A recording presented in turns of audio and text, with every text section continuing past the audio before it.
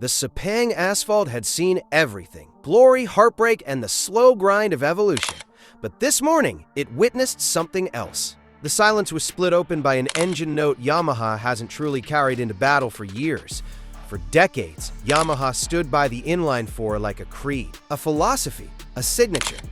Yet at the Sepang shakedown, that loyalty finally cracked, revealing something darker, unfamiliar, and quietly radical: a V4 prototype. And at the center of this storm stood Toprak Razgatlıoğlu, a world champion with a reputation carved out in Superbike warfare, now stepping into MotoGP's most unforgiving arena, risking not just results, but identity. On the pit wall, Pramac team boss Gino Borsoi watched the monitors without speaking. Because this wasn't a routine test. This was an ideological gamble by a Japanese giant at its lowest point. Inside the Pramac garage, the tension had weight. It hung in the air like a held breath. Every mechanic frozen in that first moment when the M1's front wheel crossed the pit lane line and the project became real. But the real shock wasn't the sound. It was the rider and what he felt from the very first lap. Toprak didn't arrive to learn. He arrived with intent, despite physical demands that border on impossible. A rider built on the feedback and habits of Pirelli tires now had to rewire his entire instinct set for Michelin, especially under braking, where stability is everything and confidence is fragile. Trackside reports suggested he began hunting front-end grip in a way Yamaha riders simply haven't done in recent years, probing the tire's edge with a pace of adaptation that felt almost unnatural. Even more striking, for a first real push on a circuit as complex and revealing as Sepang, his top speed started creeping toward competitive numbers. A sign that raw talent was beginning to fuse with MotoGP's complex electronics, traction maps, engine braking, aero load, all of it. But behind Borsoi's measured smile sat a quiet concern, because in MotoGP, one-lap speed can be a beautiful lie. The real problems don't appear when the tire is fresh and the rider is angry. They appear when the laps stack up, when the grip fades, when the fuel load changes the geometry, and when the bike asks the rider to manage, not attack. And tire durability over race distance is where reputations get humbled. On the other side of the garage stood Jack Miller, an indispensable pillar for a project like this, not just for speed, but for interpretation. His history with V4 machines across manufacturers gave Yamaha something they've lacked for years: a human reference point. A rider who understands how V4 power should arrive, how torque should be shaped, and how the bike should behave when the rear tire starts to complain. By day 2, Miller proved exactly why he matters, setting the fastest time and injecting a rush of belief through the entire Pramac operation. Borsoi made it clear, the mix was exactly what Yamaha needed: Toprak's pure aggression and ceiling of talent, paired with Miller's technical clarity and V4 experience. But Miller wasn't chasing lap time headlines. His real obsession was corner exit, how the new V4 delivered power into the chassis, how it squatted, how it loaded the rear, and whether that load translated into forward drive or premature tire destruction. Because the rear tire doesn't fail when you're slow, it fails when you're fast in the wrong way. Then, just as Miller started to settle into a rhythm, one detail on the new engine began pulling attention from technical observers in the paddock. Borsoi offered a sentence that sounded casual, but landed like a warning. This engine is different. It's the block, and you'll see it for yourself. Cryptic, deliberate, and not accidental. Because in prototypes, visual changes often signal deeper truth, a different finish, a different material. A subtle shift in color on an engine block can point to revised heat management, lighter internal components, stronger casing rigidity, or packaging changes meant to alter weight distribution. And on track, the effect seemed immediate. Acceleration looked cleaner, more linear. Less of the spiky, unpredictable delivery that makes overtaking difficult and tire life short. At a place like Sepang, with its long straights and heavy stops, linear drive isn't a luxury, it's a weapon. Borsoi didn't hide his satisfaction. Compared to last year, he called the progress extraordinary. But every gain demands a trade. And soon, contradictions started flickering through the telemetry, suggesting that this new strength might be creating problems somewhere else. Something unmapped, something not yet understood. And while the garage absorbed the excitement of lap times and engine promise, another reality began tightening its grip on the project: a physical crisis. Toward the end of one session, Toprak, known for freak-level strength and relentless intensity, looked drained. Not slightly tired. Visibly spent. Modern MotoGP is a different animal. Aggressive aerodynamics that load the body under braking, brutal acceleration forces, and the constant fight against a bike that wants to run wide, squat, and punish any hesitation. It's not only muscle fatigue, it's a threat to safety, a threat to consistency. And with Michelin tires, infamous for sensitivity to load changes, fatigue becomes more than discomfort. It becomes risk.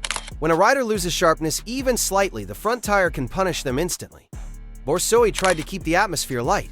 A few jokes, a few smiles about the remaining days. But the mechanic's eyes told the truth.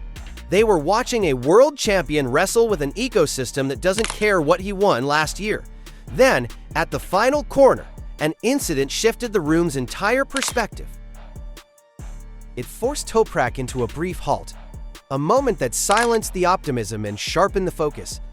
Borsoi met it with a knowing, weary smile. Not disappointment, recognition. Because this is what adaptation looks like when the limits aren't theoretical. Yet every time Toprak went back out, he returned with more than a lap time. He returned with information. Each run delivered fresh data about how the V4 behaved as tires wore, how the bike changed when grip fell away, how the front responded when he asked for Superbike braking on Michelin reality. He learned something new every time, Borsoi remarked, making it clear that this was deeper than twisting a throttle. The project's emphasis began to pivot from headline laps to long-run simulations, where the front tire becomes the most unpredictable variable on the grid. In the paddock, some began to speculate. Would Toprak's aggression need to be softened to survive race distance? Because this stage, this transition, is the most dangerous period of a rider's career. Confidence is powerful but fragile. One small mistake can carve doubt into instincts that took years to build. And under that pressure, something unexpected surfaced inside the garage. The person.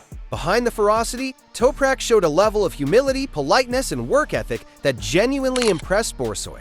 Rare traits in a world where star riders often arrive with walls around them. Borsoi described him as remarkably easy to work with. No ego storms, no destructive friction. Just focus, questions, effort that isn't softness. It's discipline. The same attitude was visible in Miller, and it created a rare harmony inside the Pramac garage, one that accelerated development faster than any expensive component could. For Borsoi, two riders who respect each other is a performance advantage money can't buy. But harmony doesn't fix physics. And if the core issues remain, there is still one technical hurdle standing between Toprak and true MotoGP mastery: the Michelin front tire. A component with a personality nothing like the Pirellis he built his braking identity around in World SBK. In Superbike, Toprak could brake impossibly deep and force the front to accept violence. In MotoGP, that same instinct can trigger a sudden, catastrophic loss of grip with no warning, no save, no negotiation. Borsoi made it clear, managing degradation in the second half of the race is the skill Toprak must master if he's going to fight at the front. Something has to change, Borsoi said firmly, referring to how Toprak manages load as the fuel burns down and the bike's behavior shifts. It's not just technique, it's psychology. It's unlearning years of instincts that made him great and replacing them with new ones that will keep him alive and fast on Michelin. The data shows progress, but the clock is ticking toward the season opener. And uncertainty always finds space in that countdown. Does Toprak have enough time to tame his old reflexes before the lights go out? Because now, Yamaha's development direction and Pramac's future in this project rests on what these final test days reveal. Borsoi said openly they're on the right track, both in rider performance and bike evolution. But MotoGP is ruthless math. A 1-second improvement can feel like standing still if your rivals jump 2 seconds ahead. Reports suggested Yamaha arrived with updates across multiple areas compared to Valencia, creating a machine that looked more balanced, yet more aggressive. Toprak proved his raw talent can hide inexperience for short bursts. Miller provided stability, structure, and V4 logic the project desperately needs. But the question won't go away. Is this new V4 enough to break the European dominance? The earliest answer didn't come from a press release. It came from faces on the pit wall, Yamaha executives watching every movement in the data, every shift in lap trace, every tire drop-off pattern, every sign that the bike is becoming more than a prototype. Sepang ended with more answers than expected, but it left one massive question hanging over the season. Borsoi left the circuit with a smile that carried two emotions at once: real hope and heavy responsibility. Toprak exceeded early expectations, but the true challenge is still ahead when he faces the full MotoGP grid under race pressure, not test day generosity. Yamaha's V4 project is no longer a rumor, no longer an experiment. It's a technical reality, ready to challenge the status quo. And as the sun fell over Sepang, one thing became clear. The old order in MotoGP is under threat from this new collaboration. When the season begins, all eyes will be on that mysterious black bike. Is this the dawn of a new era, or just a brief flash, burning bright for a moment, onside an existing dominance?